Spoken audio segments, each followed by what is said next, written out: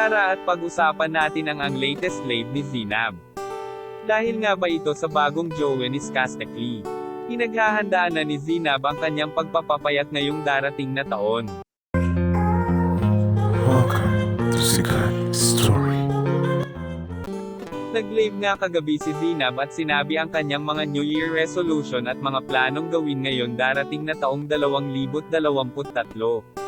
At handa na rin kalimutan ang lahat lalo na ang mga dating pag-ibig niya. Makikita naman sa live niya ng sobrang blooming at talagang hindi magpapatalo sa bagong jowa ni Skastekli na si Eva Mendez. Kaya naman ayaw na ayaw niyang tumaba. Samantalang si Eva Mendez at Skastekli naman at sweet at palaging magkasama sa video at sinishare ang kanilang masayang moments. Panoodin natin. Isusupo kita sa jowa ko, sabihin ko may gusto ka sa akin. Kitang-kita ang lambingan at pagka-sweet nila sa isa't isa. Kaya naman hindi mapigilan na mag-comment ang mga netizens. Basahin natin. Parang si Ate Zeb pag naka-side view. When Bia grow up. Tapos napanood niya mga videos mo Skastekli haha. Ewan ko na lang kung matutuwa ba siya or baka kakahiyakan niya. Daming naasar kay Idol Skastekli.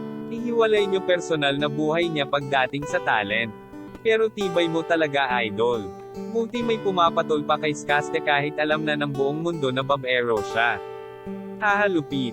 Comment kayo sa masasabi niyo kay Skastekli. Yan lang ang mainit na chika natin ngayon. Halina't mag-like, share and subscribe. Thank you.